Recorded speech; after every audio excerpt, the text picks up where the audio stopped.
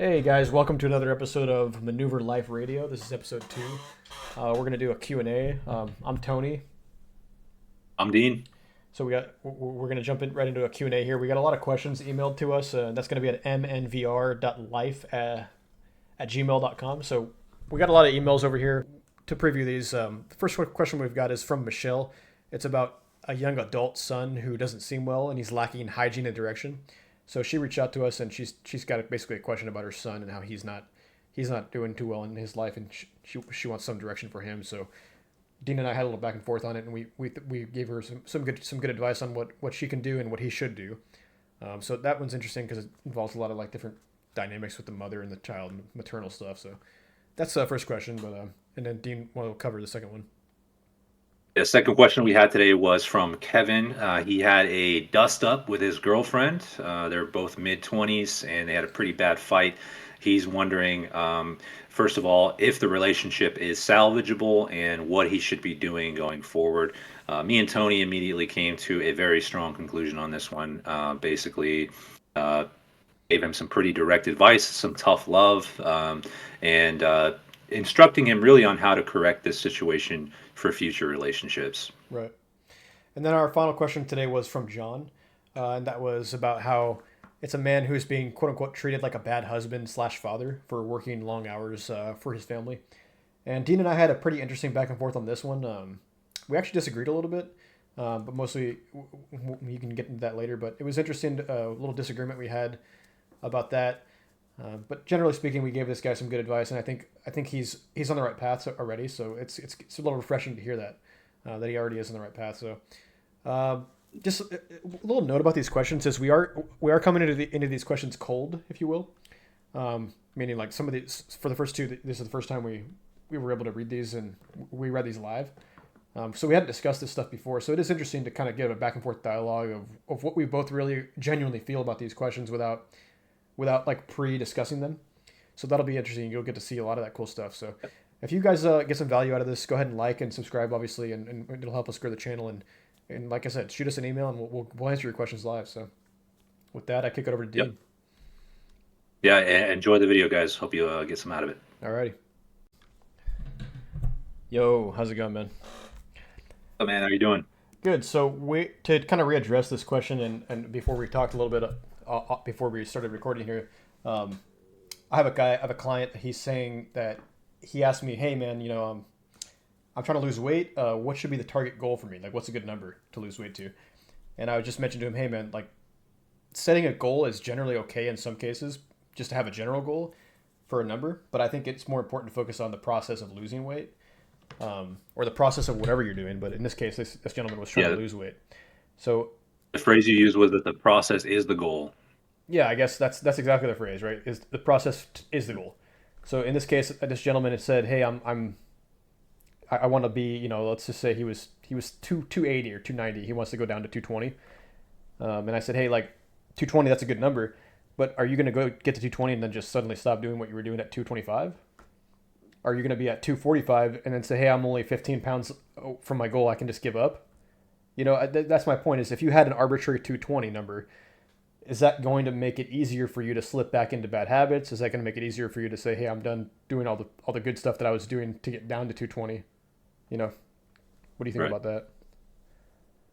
No, I was telling you like, yeah, I have a goal to lose weight myself, and I'm the type of person who would set those types of arbitrary goals, and then I get discouraged when I don't meet them, right?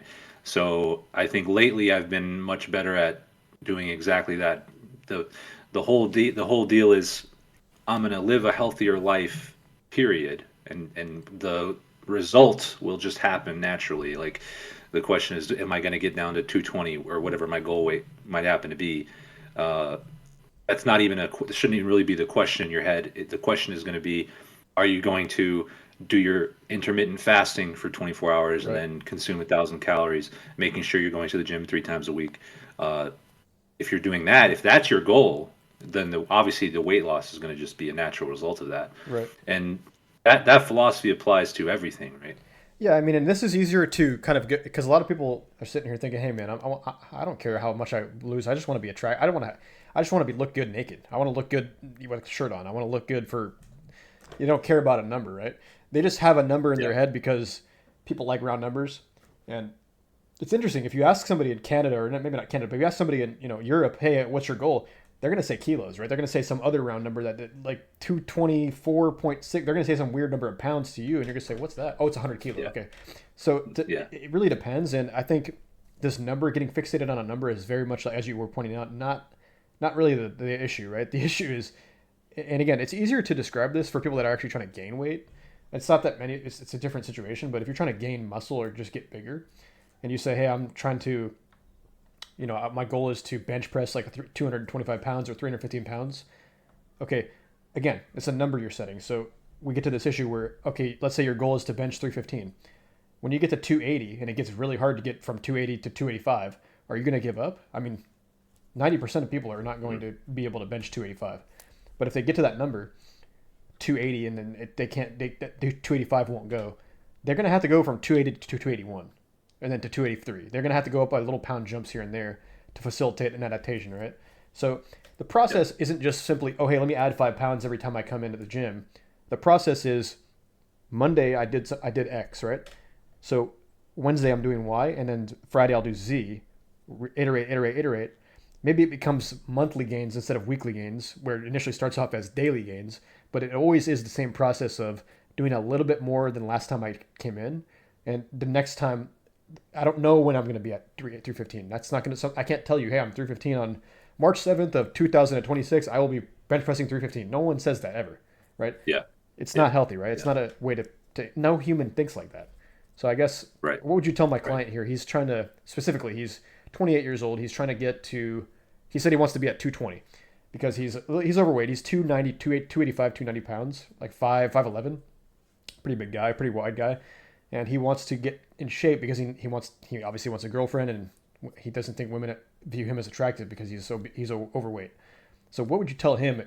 You know, a good number is, right? That's what he asked me. What's a good goal number?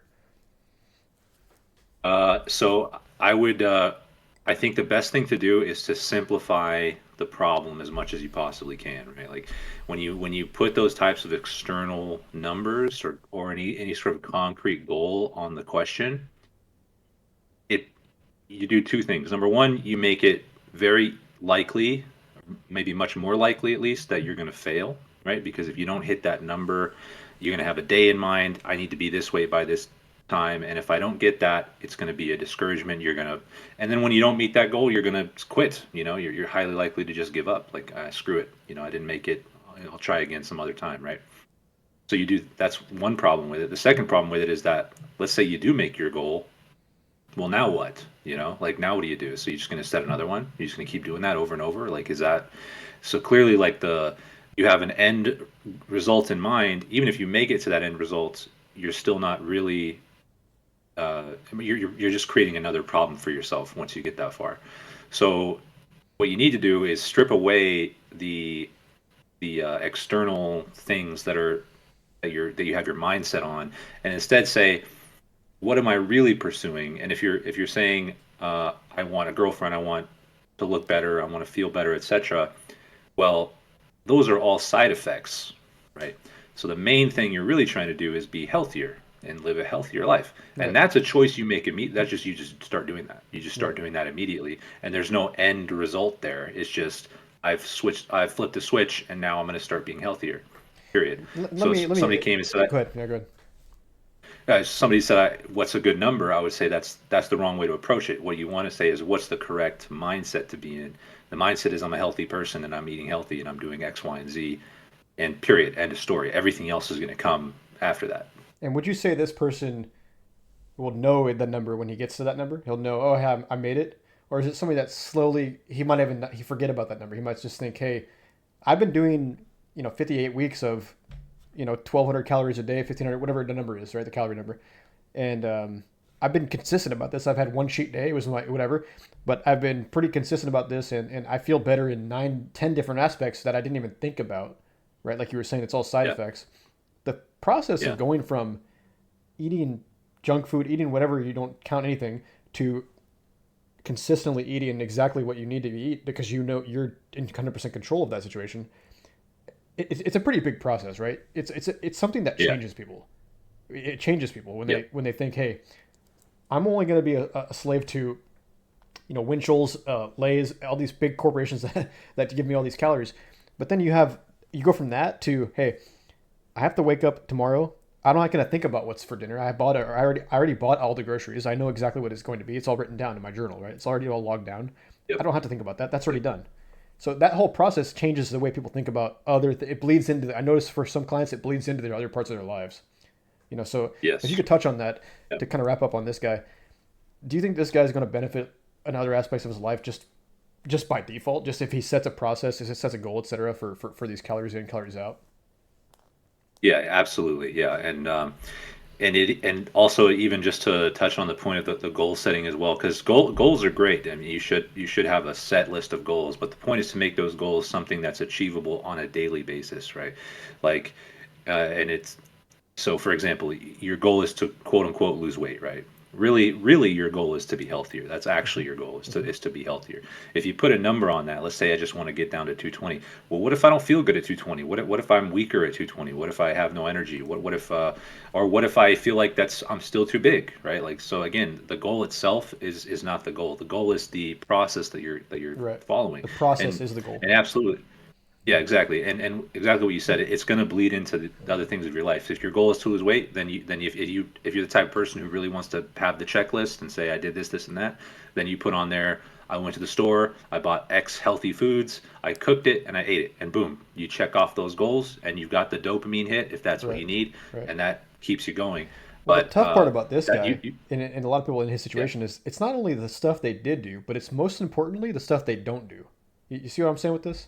And where I'm yeah, going with this is definitely, yeah, abstaining. In his situation, abstaining is actually going to produce more results than doing. And I know it's tough to say, but if you want to lose weight, you don't have to do anything.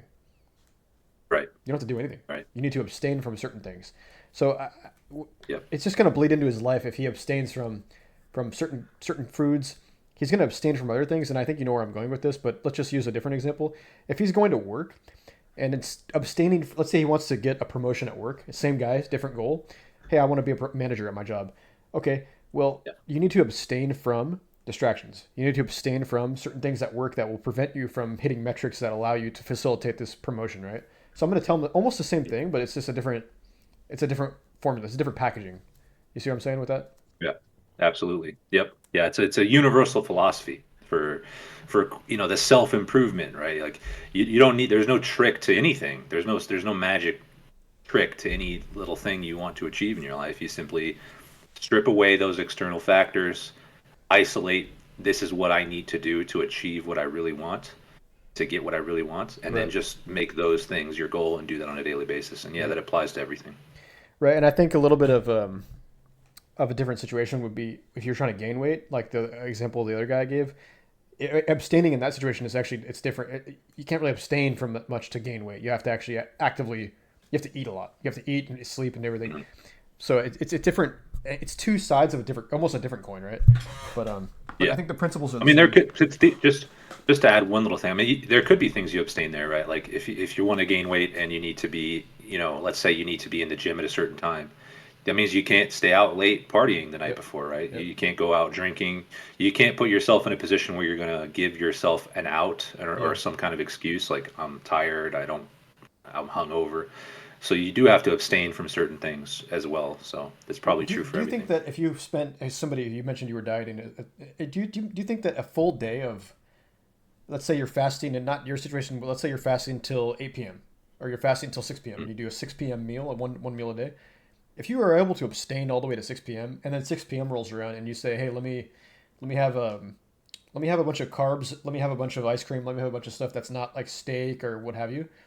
Isn't it going to be like a lot more punishable for you, like for mentally, right?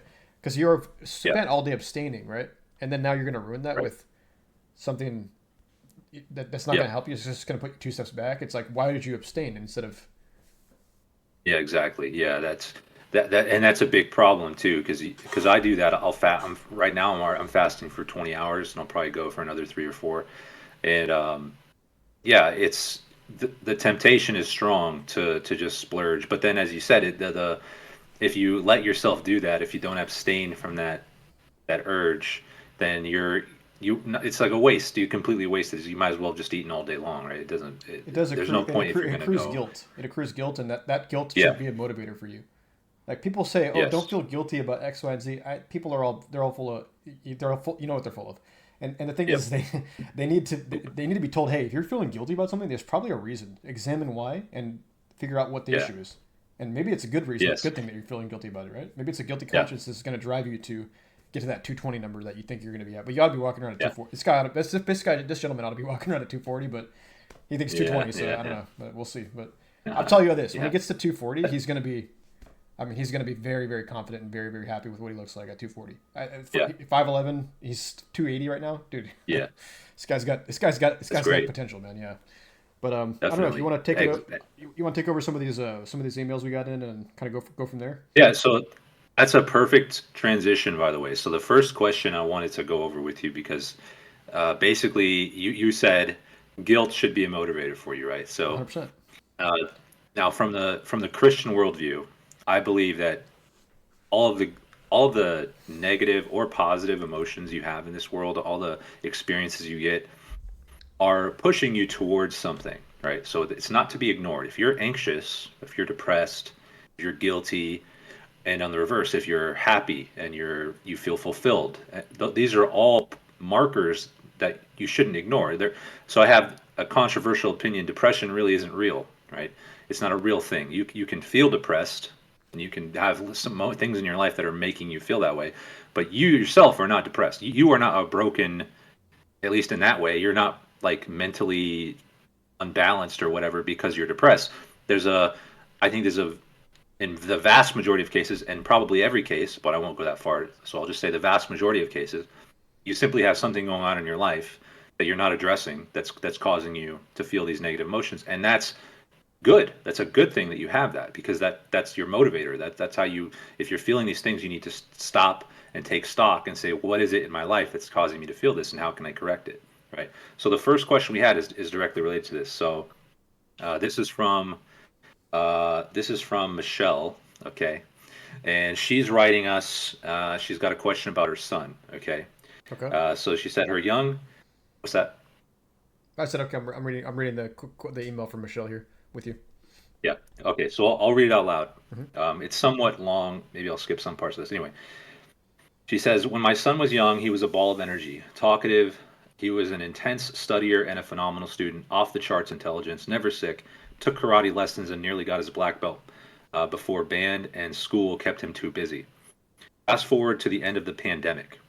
At around 15, he told me he didn't want to drive. Even with scholarships on the way, he said he didn't want to go to college. After graduating third in his class, he didn't go to college. He said he wanted a gap year. That's turned into 2 gap years. Most of his friends the same age or older are in college and moved away. His younger friends are getting ready to do the same. I'm very worried about him. He's up all night, most nights gaming, sleeping all day. I may see him briefly at dinner, where he most likely will only eat a few bites, then head back to his room. He almost keeps an absolute command. Oh wait, he almost keeps an absolute command to take a shower. Not sure what that. Oh, I guess she's saying she has to command him to take a shower. Use deodorant or brush his teeth. He was never really big into appearance or material things, but it's extreme at this point. Out of control beard. Yesterday, you could track him through body odor. Yeah. Okay. If I talk to him about games, he seems happy and will talk about it, not noticing if you lose interest. If you talk about life and direction, he goes blank and will just stare.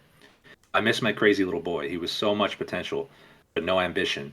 He takes an antidepressant, sertraline. Right. I feel he may need to see a doctor and needs more help than he realizes. I guess I'm just wondering what's the best approach or some ideas about how to talk to him so he is comfortable and not pressured or uncomfortable. Yeah. No, I read this one, and this was kind of for me when I saw this one come in. I thought, well, I know, I know a lot of people that are looking like Michelle's son here. I know a lot of people that fit that Yep. description. And Same. especially when she Yep. said the part about how she smells him. I mean, I'll Yeah. tell you, Exactly. my Yeah. grandmother would spray this Febreze whenever my uncle would come out of his bedroom and get a Twinkie or whatever. She would spray this Febreze like whenever he walk out, he Yeah. in the same path. And I'm just thinking, dang, that's sometimes this affects people even in their late 40s. My uncle was in his late 40s at the time, and he was still living with my grandmother at the time. So I mean, yeah. Yeah, Um, I have a lot of thoughts on this, but let's kick it over to you because I know this one was kind of resonated with you a little bit more. definitely. Yeah. So Michelle didn't say it, but I'm just assuming that this is a single mother, Yeah. right? Like just I can just tell based on the fact that it's a young man and the fact that it's a mother writing this to me that this is a single mother in the house. I didn't clarify this with her, but I can just pretty much guarantee you there's no man in the house here Yeah. to control this boy, right? And the reason I know that is because I was raised by a single mother, okay? And this could have been written about me. I'll be honest with you, right? I'm 31 years old. I'm well past this stage of my life, but there was definitely a phase in my life in my early to mid teens where I was the exact same thing. I wouldn't shower, wouldn't take care of myself, and even just the thought of going into the world and making something of myself would cause this crippling anxiety, like, and I mean I do mean crippling, like I would just lay in bed all day just Mm-hmm. anxious, just terrified of the world and my place in it. And I honestly believe that the reason that happened is because I did not have a father in my house. I didn't have anybody to literally grab me by the scruff of the neck and kick my ass into gear, right? Which Yeah. is what needs to Yeah. happen. Like Not, that's the not we're not that's the condoning role of a violence, of father. course, but it's Right, right. Of course not. But uh, in many ways, the threat of violence is enough, right? right. And it should be enough. Like the point is that there's somebody in the house who will push you like this. So the oops, sorry, my camera. So the maternal role is to coddle, right? That's so she's. I think Michelle's a great mother. I'm sure she is. Her role is to coddle him and to take care of his problems and soothe him, right? But the masculine role is to push you out of your comfort zone Mm-hmm. and say you don't need these comforts. You need to find your own comfort and purpose, and you'll find freedom by pursuing that. And so the masculine role is to do that. I can tell he doesn't have that in his life. Yeah, no, and I think if we double click on this, and I think you're right, she probably is either a single mother or b she's his father is probably not very much into the picture. Maybe he's Mm, given up on life. Maybe he's one of these. Maybe he's a MGTOW. I know we can get into that word later, but maybe he's somebody who just is given up on life or something. But yeah, this guy doesn't have a strong yep. father force, I don't think. But if you look at the details, he's now in a third gap year. Is that what we're looking at here? So Yeah, since the pandemic. So So I yeah, mean, this guy. Okay, so really, we need to be talking to this kid. I mean, I guess he's an adult now, right? So this guy needs to yeah, be. We need to talk to him because his mom took him to a doctor and they gave him Zoloft, sertraline, and exactly. again, Sertraline. Yeah, so if you're, and again, I know we're not medical professionals, whatever, disclaimer, but you don't give somebody sertraline for anything. That doesn't help anybody. right. Anything in any case. Like I could say, take sertraline and go get out of my office and give me your monthly fee of whatever I'm gonna give you. I have an appointment every single month, and you come in, get your sertraline refill, get your Zoloft refill. It's not gonna help this kid. I mean, it's not gonna help this guy. So to double click on the issues though, what is something that if you, let's say this was your son, or let's say this was your brother, or this was somebody that you was in your family, what would you tell him the first thing that, and I know the answer, but what would you tell him the very first thing he needs to do today, like right now, if you could see that, if you could be in Michelle's house helping this kid out, obviously what would Yeah. you tell him the first thing to do right now is? So key is to start simple, right? Number one, take a damn shower. Okay. Number Exactly. two, Number two, let's just start with some minor things, right? You Yeah. you live in a world of chaos. This is Jordan Peterson's thing, right? Mm-hmm. And this is why he became so popular, I think, because he's talking to people like Michelle's son here, right? Take the chaos that surrounds you and try to make some order out of it. So start with something simple. Take a shower, make your bed, Right. clean up your space. And that's all you got to do. Let's make it simple for him, right? If he's really struggling that bad, if he's really feeling a lot of anxiety, and if he's so depressed that he had to go to a therapist and get on some medication, we don't need to. There's no reason to throw him out on his own immediately, right? Because he's not prepared for that. So the key is to prepare him Right. through these subtle steps. So Right. that Well, would be just my to, that just would to be cut you my off, though, that would just be to my interrupt you starting here, point. would that solve the issue? Do you think? If this guy was, let's say he all of a sudden had no place to live, would that solve the issue, or would it make it worse? I think it would probably force him into getting things together on his own, I, right? I I think Absolutely. most And so men in that situation will fix that situation. Most men would not yes, resolve to being homeless. They would you have to. they'd have to figure out Yeah. a way to endure. right? And this kid Right. had like Right. she was saying earlier, he was in the first paragraph. She was saying that he was karate. He was he was a high performer and stuff. This doesn't seem like somebody would who would if you just kicked him out of the house would not respond to that well. I mean, I'm sure initially it would be bad, but it takes adversity to overcome to be able to be able to succeed, right? So, and again, Right. Right. but yeah, I did interrupt you, but I think what my whole message on this situation is that you do start small, you do make your bed, you do take a shower, etc. But the very first thing I think would have to happen is this guy needs some level of force to be implemented, right? He's not going to, if it's just a single mother, he's not going to do anything she says unless she Yeah. can enforce that with physical strength. So I don't know if this kid is like, for example, you can't take the router away from this kid. I mean, you can't take his computer away. She mentioned he's addicted to video games, right? And Right. you can't solve that. I mean, you have to remove all of those from that kid. You have to take away all of his. You have to take away everything. I mean, he's not a kid anymore. He's an adult, right? So Right. Right. there has to be like actionable things. Hey, you need to get a job. Hey, go get a job at Target. Go get a job at Chick-fil-A. I mean, these are Yep. all great starter jobs for this kid. I mean, it's totally a good way to just get yourself out there. It's going to force you to shower. It's going to force you to go out there and spend some time in the real world and say, hey, like I have to now. Let's say he works at Chick-fil-A. I mean, they pay a decent amount for minimum wage. It's depending on where you live, but he's going to have to go out there and do something, right? And Right. maybe maybe Right. he could join a church. Maybe he could do a plethora of things. But first thing he needs to do is stop playing video games. I don't know how that's going to happen, Yeah. but you can't even get to that point where it's in moderation. No, that's not. They're not helping you at all. They're not helping you at all, other than facilitating the escape of reality, which is I'm 20x years old or 19 to 20 years old, and I've got nothing going for me. Okay, you need to develop marketable skills. You need to get into the gym. You need to do something about your hygiene. So all this stuff is Yep. not going to happen by just saying, "Hey, I'm going to take sertraline and just lay in bed all night and then play video games all day, whatever." And then just it's not going to help. You're going to be stuck in that position for 10, 15, 20 years, and then all of a sudden your mom's Yep. going to be spraying Febreze when you walk out of the bedroom every Yeah. time you go take a shit. Excuse my language, but again, Yeah. that's just how it is. So if you could Yeah. tell this kid, I mean, I'd love to talk to this kid myself and tell him, hey man, get your ass in shape, get your ass together. So I don't know, but it's something Yeah. Yeah. that there's definitely better I ways to message that, and I think you probably have a good way to kind of explain that. But so yeah, I fully agree with everything you said. I think, like I said, we have to start with manageable steps, right? Like, okay, if you kick him out, is he going to be forced to get his stuff together and start making something of himself because he's just simply not going to have any other choice? Yes, absolutely, and I honestly think that it could work, But I'm being realistic in the sense that I'm speaking to Michelle, who's a single mother, right? right, There's no mother in this no, world yeah, who's going to do that. no She's way. just not going to do that, and I it's don't not blame really her. should be expected of I her. don't blame her. Yeah, No, I don't blame her either because it's not a motherly thing it's to not do, maternal. right?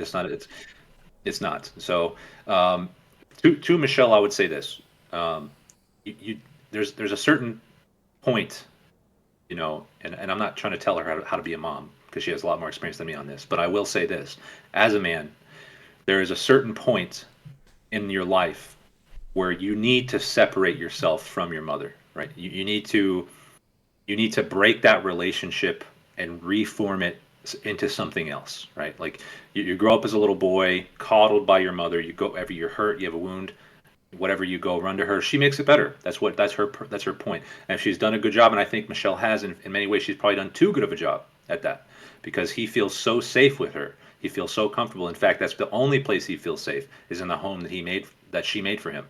So the thing that I would say to Michelle is going to be very difficult. Probably the most difficult thing she's ever had to do in her life is take the steps to start breaking that relationship. Okay, Yeah, and I'll talk about that that's the hard as truth. I always do. Yes, and I'll talk about that from as I always do from the biblical perspective. So if you think about Mary, okay, Mary as mother's Jesus' mother, right? Uh, Mary is venerated in the Christian faith because she committed the ultimate act of sacrifice from the feminine perspective. If you think of Jesus as being the ultimate masculine sacrifice, Jesus sacrificed his life for all of us, right? That's the most masculine thing you could do. You think about a soldier in a wartime, what do they give medals of honor for? because he sacrificed his life for his comrades, right? This is the most masculine thing somebody can do, is to sacrifice themselves so that others can live, right? Now, the feminine sacrifice is related to that, but it's not the same. Women are not meant to sacrifice themselves. They are called to sacrifice their children to the world, right? Which is, in many ways, may even be more challenging, more difficult to do. But that's her role in this point, is to sacrifice her son to the world, and that little boy she talks about so fondly that she loves, that little boy has to die. Okay, like he has to go away. He's no longer fit for this world.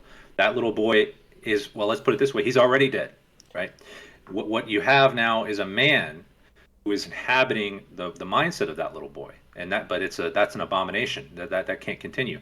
So she has to start taking steps to sever that relationship, and she should have faith that if she does it right, and if this guy gets his things together, that the relationship will be reformed. It will come back to her, but it won't be the same. It will be as him as a man who does not rely on her anymore, and she just has to believe that that's going to take place. That will give her the strength to start setting these firm boundaries, right? Like, she's never going to have the physical underscore of, like, if you don't do this, I'm going to beat you up, right? I mean, a man has that advantage over his son. A woman doesn't. So she's It's not going to even have that. to Not do even something necessarily. else, Continue. like, I'll add on to the end there, but go ahead, continue. yeah. So she's going to have to do something like, hey, you need to get a job by X date, right? And that could be a very generous date. You could give him a year, it could give him a long time. You could be very generous to him, but you need to make it clear that there are very clear out boundaries that I'm setting for you right now. And if you don't do what you need to do as a man and go out into the world and make something of yourself, that I, as your mother, have a responsibility to force it upon you at some point, right? Hmm. So that's what I would say. That'd be my practical advice to her. And just to chime in here for a couple of things, I think that's all great advice, and I think for Michelle, I think if your son was third in his class, he graduated third in his class, I think he already is at that top percentile. He has that dog in him. So I think you need to stop Yep. underestimating him. I think if you, I'm not saying you are, but I think there's some level of what he can do that he hasn't reached. He has potential that hasn't been unlocked. I'm Yep. just gonna spitball here. If you've ever seen Dragon Ball Z, he might be Gohan in the situation. But if you haven't, we're not even gonna explain that. But listen, I have not. No. okay, well he's Michelle probably has, honestly, because Yeah. it's Yeah. a classic show. But the point is, Yeah. this kid, I guess, but this man, to become a man, I think, Michelle, some action items for you. It seems like you have a decent financial situation. I'm just gonna assume you guys have a decent financial situation. If you could just put your kid in like a jujitsu class or a self defense class, a martial arts class, something like that. Get him in a class once a week, a jujitsu class. Tell him, hey, pick one of these, pick a martial art. Tell him to go like research. Maybe he's at this point where he has not enough dopamine to do his own research, but you need to do some research and figure out, hey, here's 5 martial art gyms around me. Like, one of them is jujitsu, one of them is judo, one of them is kickboxing, whatever, and force him to do it. Say, hey, you're going to this once a week. I'm paying for it. You will go here.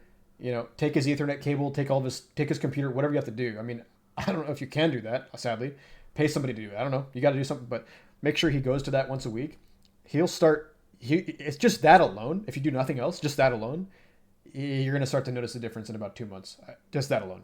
But I would say Yep. that, get him in the gym. He's gonna want to go to the gym if he's doing that as well. Get him into the gym.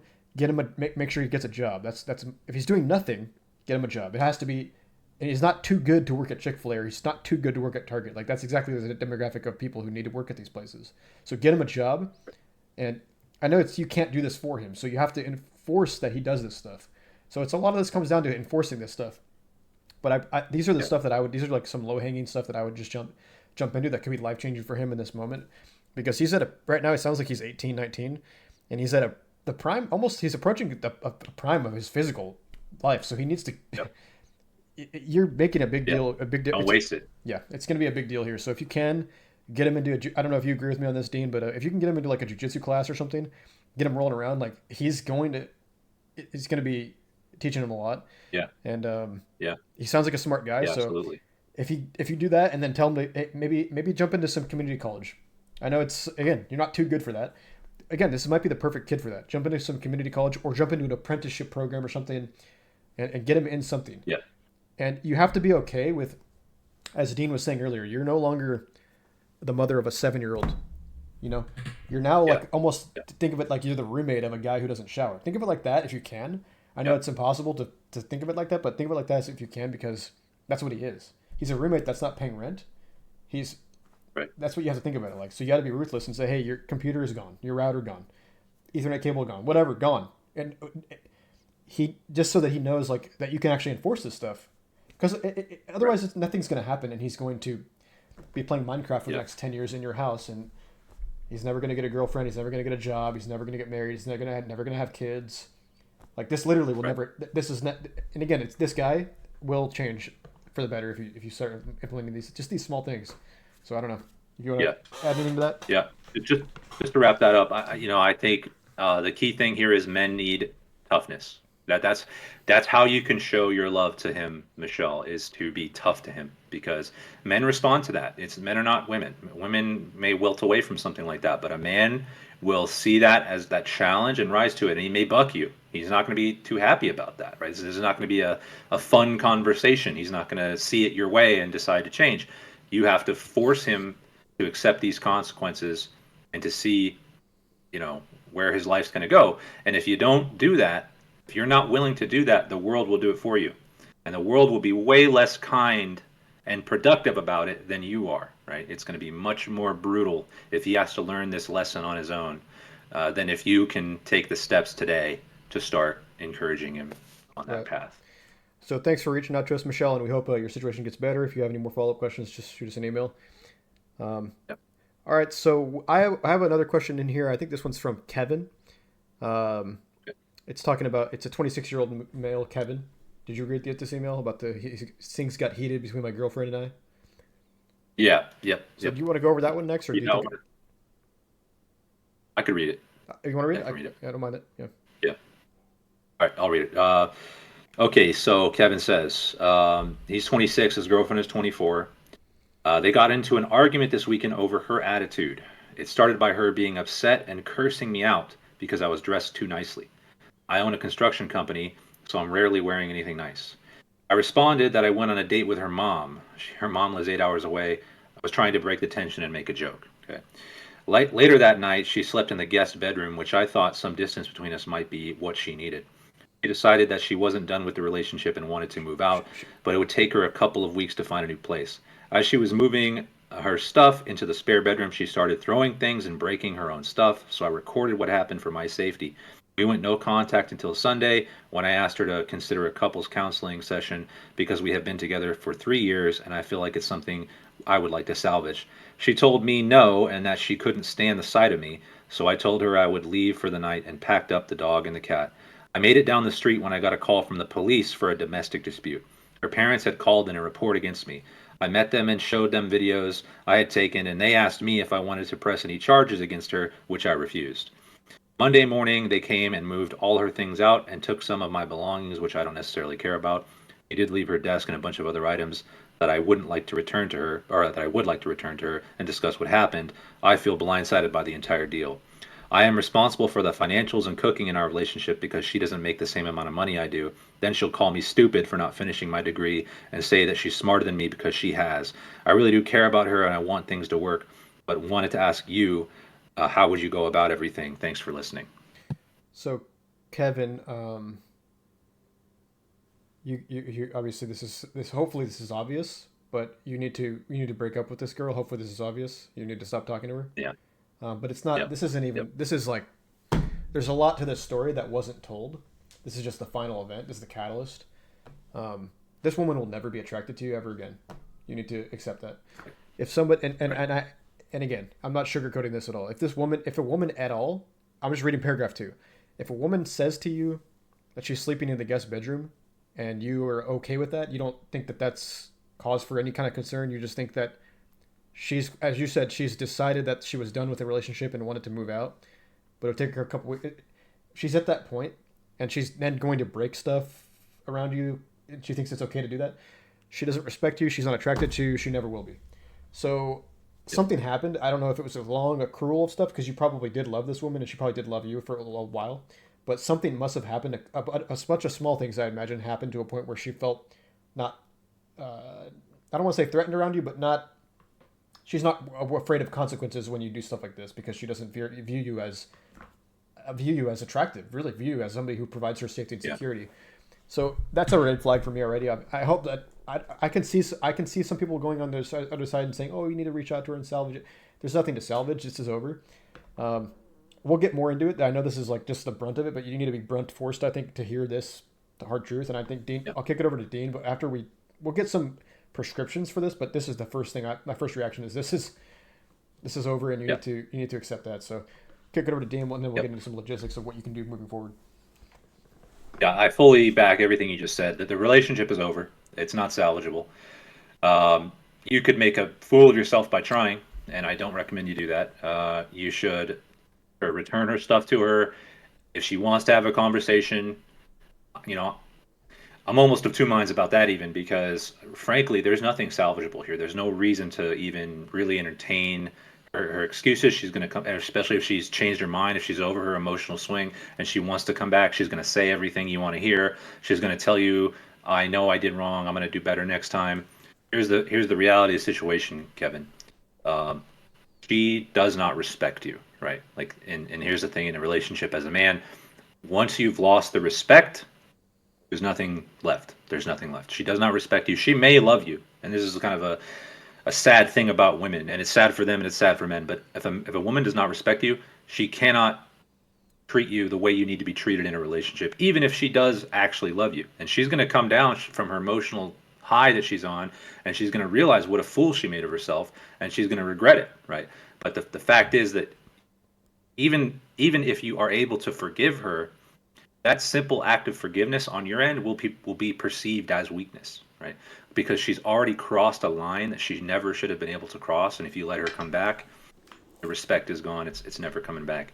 And I think you touched on it. This was most likely, I don't know the story of your relationship, but I can pretty much tell you, this was a slow accrual.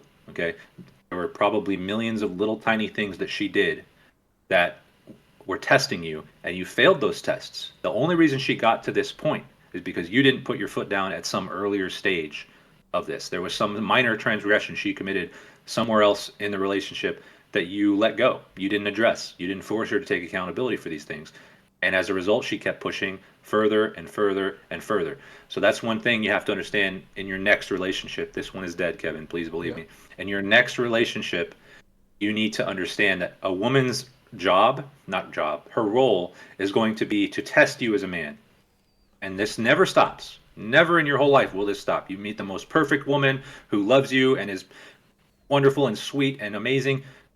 That woman will still test you. Every single one of them will. It's part of their nature. It's ingrained into their biology. And if you think about it from their perspective, it makes sense because they need to know that they're with a man they can respect to make tough decisions, to put them in their place, to take the bull by the horns, so to speak, and Mm-hmm. handle business, right? Mm-hmm. And if you're not capable of doing that in your relationship, she's not going to trust you to do it in any other aspect of your life.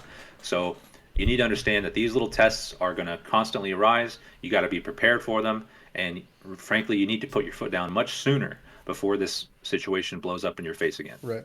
And the reason we're touching immediately, the first thing we're saying is you need to break up with her and you need to understand this is over. We have advice for moving forward, but we want to get this. I think both of us had the same reaction when we read this. Is that this is you cannot be hearing. You're looking for hope. I can tell by the way you worded this message. You're looking for hope and you're looking for Yep. hey, can I solve it?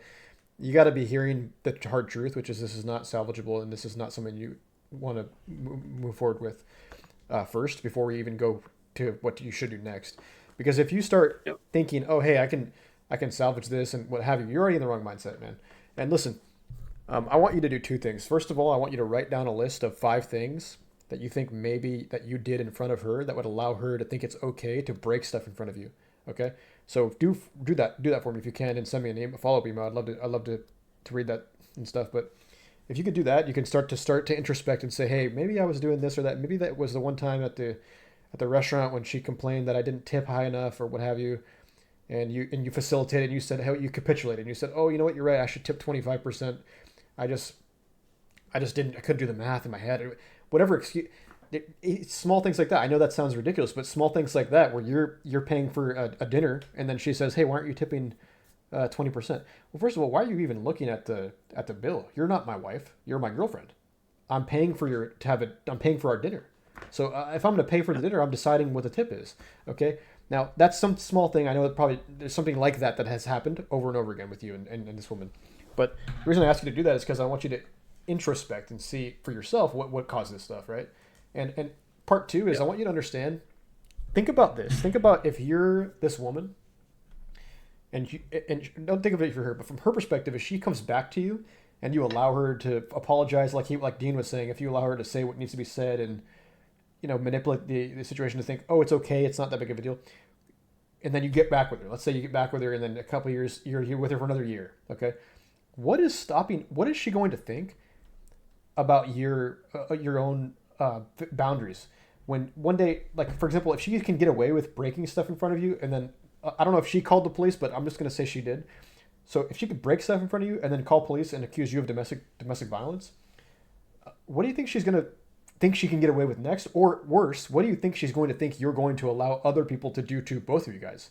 So for example, if you guys go to an amusement park or something and somebody steps on your foot or somebody treats you poorly, she's not going to want to go to she's not going to be excited if you're going to allow her to do this. She's not going to be excited to go do stuff with you because she's going to be afraid that you're going to be walked over by pedestrians and civilians and stuff and taken advantage of by just your average people.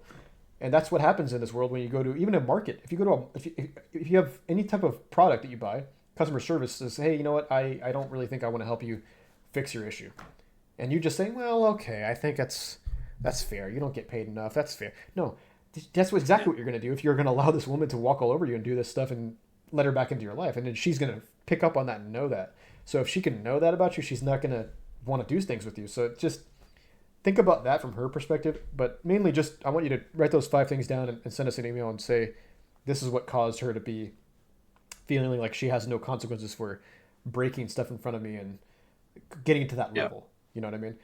Yep. And I'll kick it over to Dean here for more on this, but that's just kind of what I think you should do initially.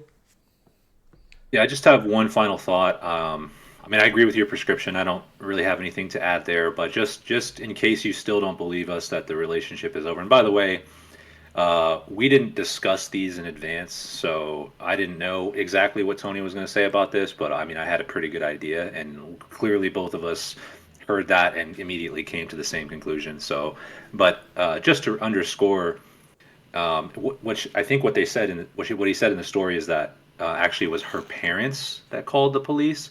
So what that means is that as soon as you left the house, she got on the phone with mom or dad, right, and is telling them that you're abusive. So not only did she lie about the situation, but she's painting you as a monster to the degree that the parents felt so concerned that they had to call the police, right? So this is a woman who is capable of a deep layer of betrayal, right? Like Mm-hmm. you don't know what she could do to you, right? Mm-hmm. Like this is at this point it's almost like self-preservation. Like you need to extract yourself from this woman because she is untrustworthy, she's emotionally unstable and dangerous to you, frankly. You could have been in jail if you didn't have the presence of mind to take that video. You'd be in jail right now, Kevin. So you have to leave this relationship. She is not trustworthy. I agree with everything Tony said in terms of the prescription of what you need to do now. I don't really have anything to add to that. No, I'm on board with that 100%. And I didn't even realize that her parents called the police.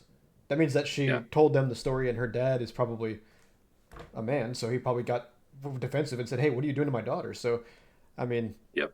to that, Yep. and you know what? Actually, let me give you a shout out for recording because that's a good thing you did that. I mean, Yeah.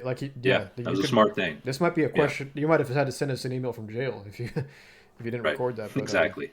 Yeah. But yeah, man, I think if you Yeah. send us that, I think if you don't even send us, but if you do those recordings of introspections, I think you're going to find out that there's a lot of things that you could have done differently to prevent her from getting to this point Mhm. where she thinks she can act like this in front of you.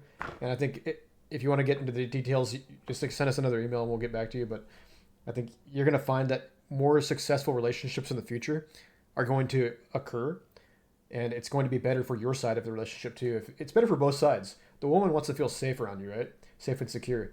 If you are able to start early with the examples that Dean was talking about, how it's an accrual of situations, right?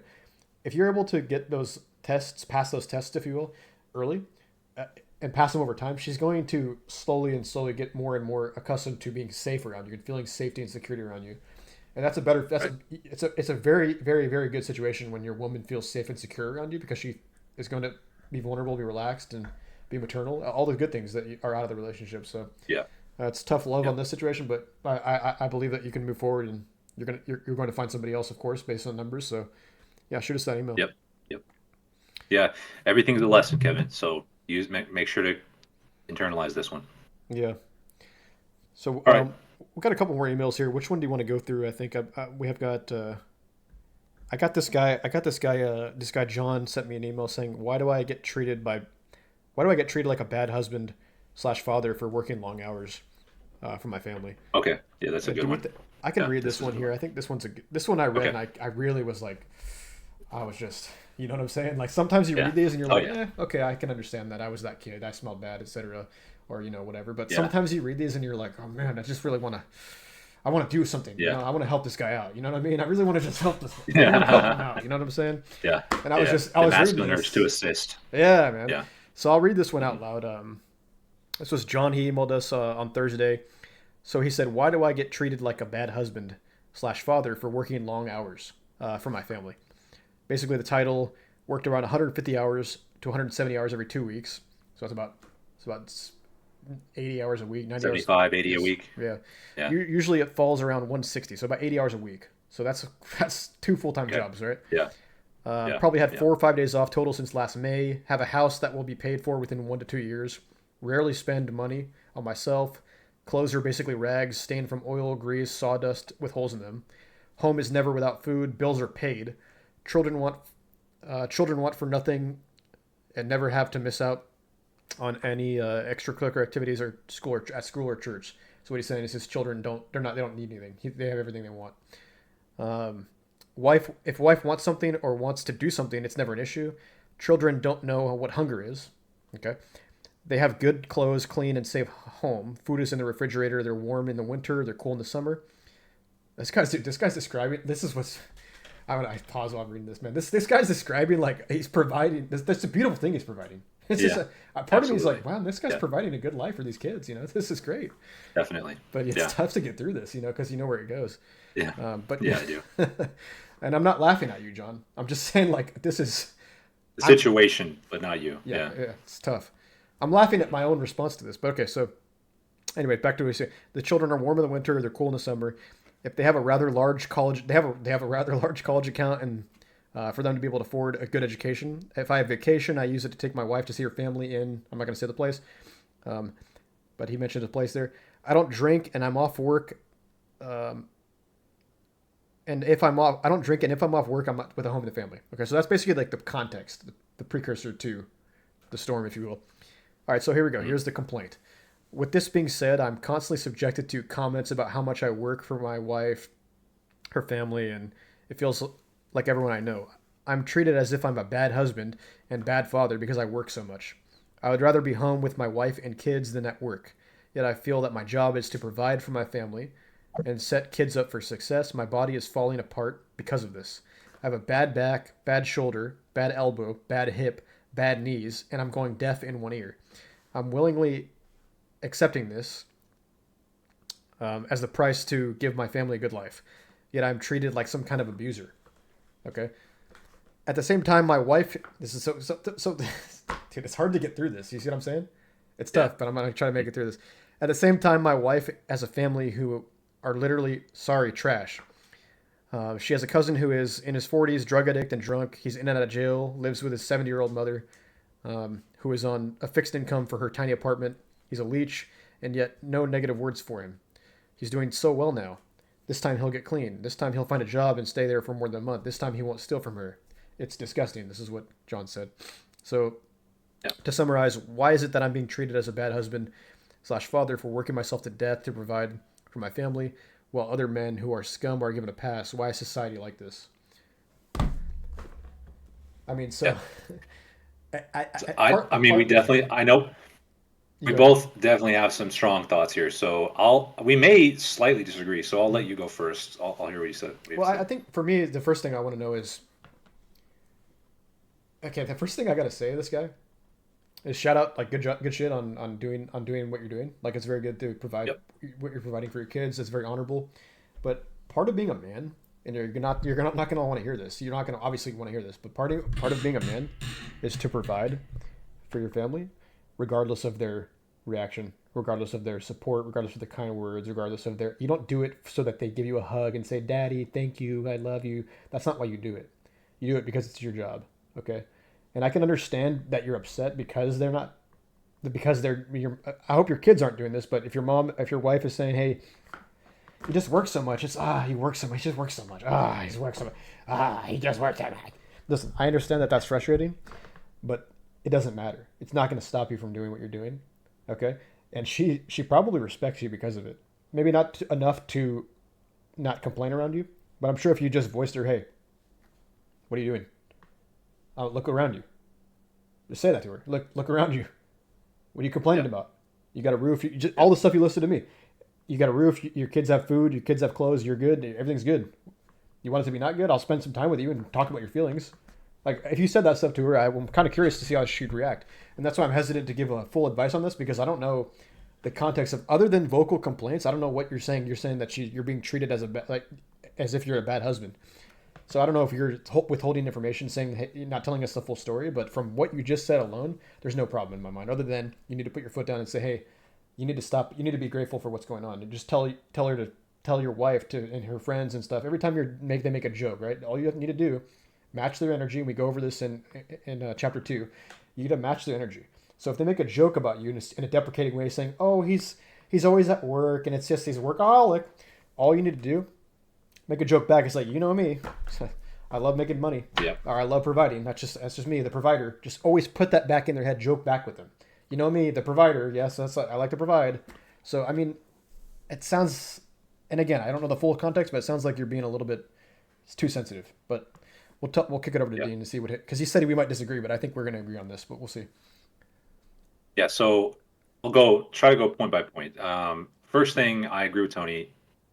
Props to you, man. Like I know you're working hard, and the reward is there. I mean, you got your family provided for, and that's as a man the most important job you can do. So props to you on that. And I don't think you should change what you're doing there necessarily. Now, as I read this, and I am reading into it, I'm surmising a lot of things here. So if I'm wrong, forgive me, but I just have to take what I know about human nature and about the nature of women and extract some things from that. So, number one thing is obviously your wife is not dissatisfied with the lifestyle you're providing, right? That's clearly not the issue. So, it's not the work you're doing necessarily. Um, what I would say is most likely the issue, okay, is that you're simply just not spending enough time, right? And women are complicated creatures, and they're often double minded, and they're often confused, and they don't really know what they want all the time, okay? That's a strong thing to say, but I think that's true. This woman, this wife that you have, is happy with the life you're providing her, but she also wants a husband, right? She doesn't just want a provider, she wants a husband who's there and present in her life. And she does have emotional needs that you have to meet. And I know that you feel like you're already stretched thin, and I can see why, because you're working like a dog. But the fact is, you also have responsibilities when you're at home, and you need to be present in your wife's life. You need to take care of her emotional needs, and you need to do that for your kids too. And if she's sensing that you're sacrificing one for the other, it could be either one. And maybe you're spending too much time at home. She thinks you're not making enough money. That would also be an issue. But you have to find some way to strike the balance. And I do think Tony's point that you probably are being a little too sensitive about this. I'll be honest with you, because if you expect that you're going to go disappear for 80 hours a week and then come home and they're just going to come and say, "Oh, Daddy, let me go give him a hug and thank you so much for your hard work." When you're gone from their lives, this is true for everybody. When you're not in their lives, you don't exist. Okay, this is just how humans function. If you're not around, present, they're not thinking about you, right? And they don't go home to their big house every night and eat the food that you buy, and they're not thinking to themselves right before they dig into that food, "Oh, my dad bought this. Thank you for my dad," right? Now they could do that, and it'd be great if they did, but let's be honest, they're not going to. It's just not. That's not part of human nature. So when I'm reading into this, is that simply you're neglecting your emotional role as a father and a husband. You're neglecting that type of spiritual fulfillment that you can offer them, and that if you're so eager for the validation and for the appreciation from them, That's how you're going to get it. Okay. And there's actually a book I want to recommend you. Okay. Because this is a book I read not too long ago, and I think it's very relevant to you. It's called The Death of Ivan Ilyich. Okay. Written by Leo Tolstoy. Okay. It's a short book. It wouldn't take you very long. You could even listen to it in like 2 to 3 hours or so while you're at work. And I think it could teach you this lesson in a more illustrative way. If you're that type of person, you'd get a lot from it. Essentially, Ivan Ilyich is you. He's a guy who works his whole life, provides for his family, and he's following these steps that are laid out for him that he thinks are, this is just what you're supposed to do. And eventually these problems crop up, these emotional problems in his life. His wife no longer trusts him. She no longer loves him. And his kids start to do the same thing. They no longer trust him. They no longer love him. And the whole time he's thinking to himself, there's no reason for this. I'm doing what I'm supposed to do, right? And eventually it even gets to the point where he gives in. He has a certain job that he likes, and in order to appease his wife, he quits that job and finds another one.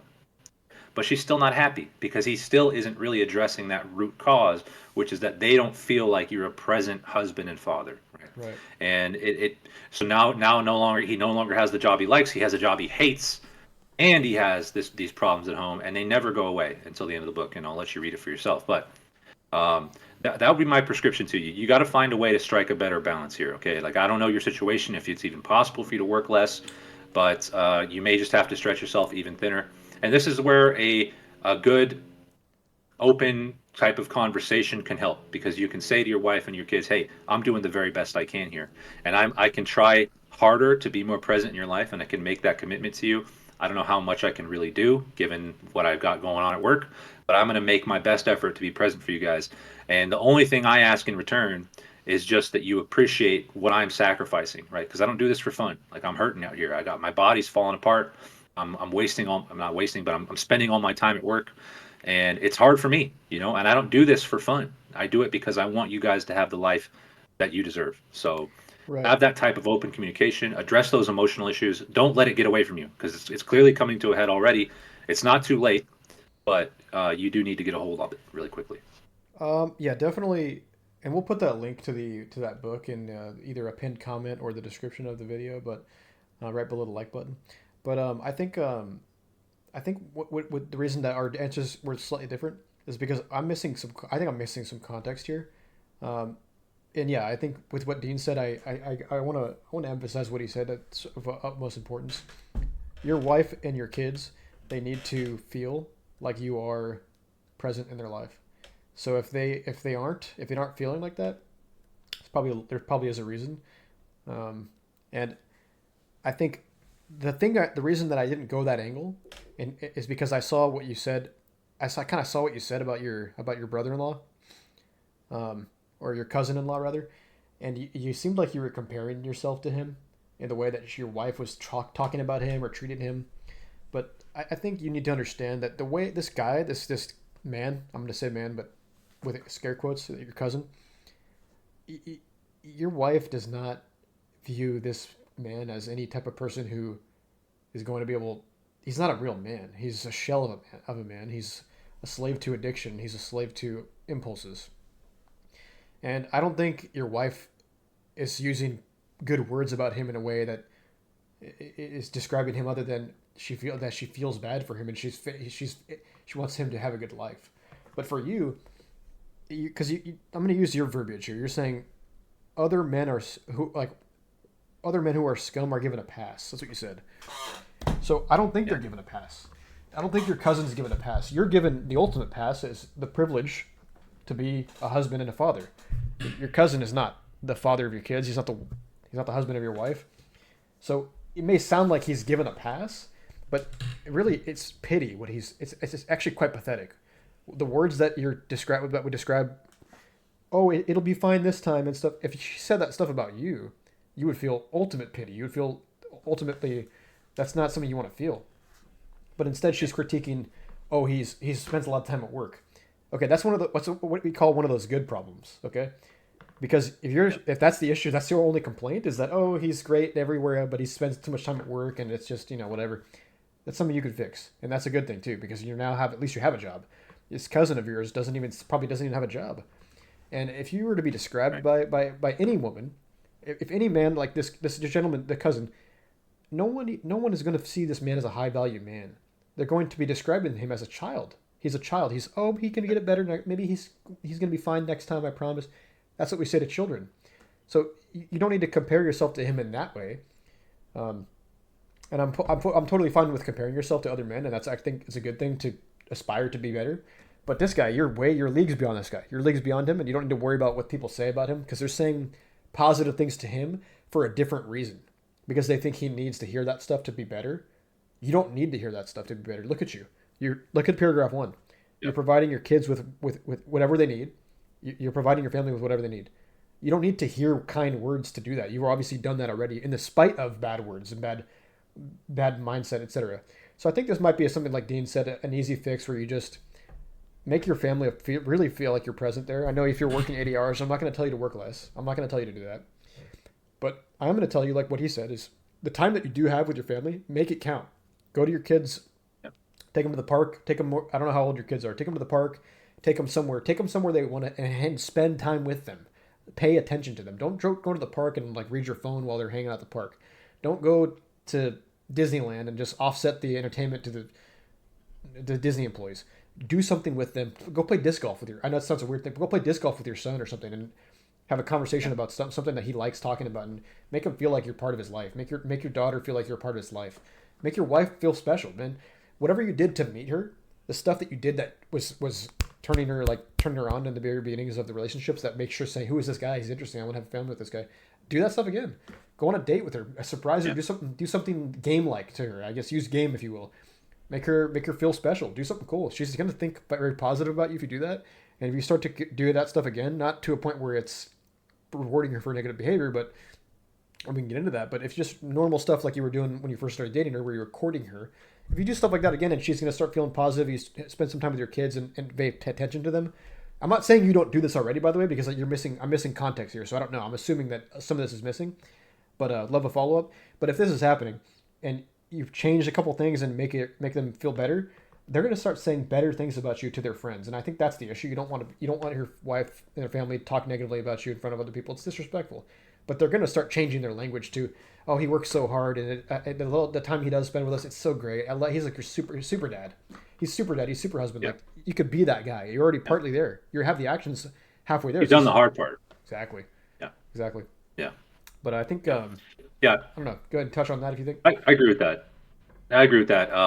And um, yeah, what you were talking about with the cousin situation here. See, that's where it's very clear you've got some sour grapes that you got to crush. You know, like you're thinking about this all wrong. Your mindset is twisted, and that may not be your fault completely. I think that's you're feeling pressure and you're feeling underappreciated, and those are natural emotions because you are being underappreciated, frankly. So it's fine for you to feel that way, but when you get into those bitter comments about the cousin, it's like that just shows me how twisted your mindset really is here because uh, your cousin is suffering under the tyranny of low expectations, right? Which you have escaped. They expect so little from this guy that him being clean off drugs or whatever for a week, they're like, oh, look at how good he's doing, right? Like it is pathetic. It's pathetic, and like as a man, you look at that and you're like, geez, I'm doing so much, like compared to this guy, right? Like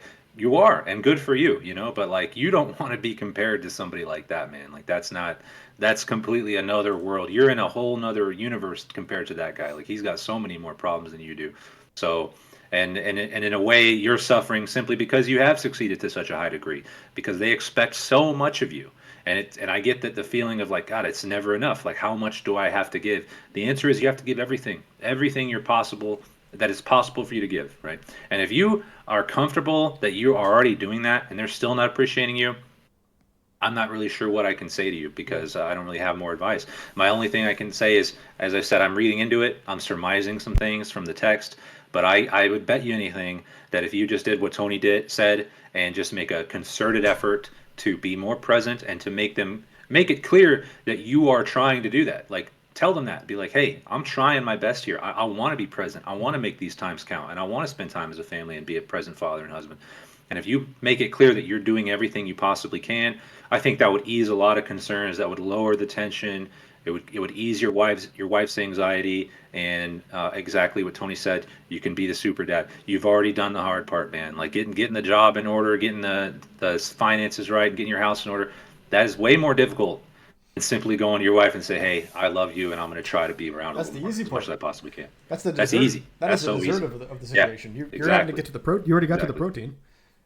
So, Yep. but Yep. to touch a little bit more on this at the very end, I do want to say I did read the last part you said about how you framed it as why is society like this? Now that is where I see red flag. That's a dangerous thing to hear. I don't want you to ever say something like that again. Actually, to be honest with you, society. Why is Yeah. society like this? Society is not like this. Okay, whatever group of people you've been talking to, whatever situation you've been putting yourself in to have echo chambers where you think society is like that. No, no, no, no. Society is not like that at all. Okay, society is catered towards people like you. They're built by people like you. Society is people like you. Mm. So it's not Yeah. like that situation where what you're saying. Maybe you're in an echo chamber of people that are telling you all these things, and you maybe think that society is like that. But look around. Drive to your local downtown area and look around you. Society is not like that. Okay, you're going to see a lot of men that are building roads, that are building electric lines. They're going to be doing maintenance on infrastructure. These men are appreciated. Okay, this is not a thing that people has myth of. Oh, nobody appreciates men. It's not that. No, that is something you're hearing, or maybe that's something you're allowed to. You're allowing to go on as a discourse, and it can't be going on. Like that's not something that Yeah. you. Yeah. I don't believe that that's something that needs to be validated. So I don't know. Yeah, I agree. I agree. Just in terms of like, just to try to make a practical thing here, I would say find a way to make a clear separation between your work and your home life. Like, if you're taking your kids to go do something, you're taking the family to go do something, find a way. And I feel like this should be possible. Again, I don't know your situation, but if you're working that much, I think it should still be possible for you to set aside one day a week or half a day a week and just say, my phone, I'm leaving it at home. I got my work phone. I bet you got a work phone. You leave it at home. I'm offline for 6 hours, right? And my company is not going to fall apart in 6 hours, right? Like I can take 6 hours to myself, go be present with my family and not distracted and just live in that moment. If you can find a way to do that once a week, once a month, I think you'd solve a lot of these issues. That would be Yep, my that's practical perfect advice to action you. item. I would say the same exact thing. Do exactly that. And we're on the same Yep. page there. So that wraps up those Beautiful. questions. I think. Do you want to do one more, or do you want to kind of call it there? What are you thinking? No, I think that's probably good. This video's Okay. probably long enough, so happy with that. All right. Well, thank you guys for tuning in here. And if you have any more questions, go ahead and email us. It's going to be maneuver.life@gmail.com. It's mnvr.life@gmail.com. We'll put it in the description. But yeah, we're going to be going over a lot of these questions because we do have a lot of them to get through. So yeah, thanks for tuning in. Yeah. Yeah, thanks for tuning in, guys.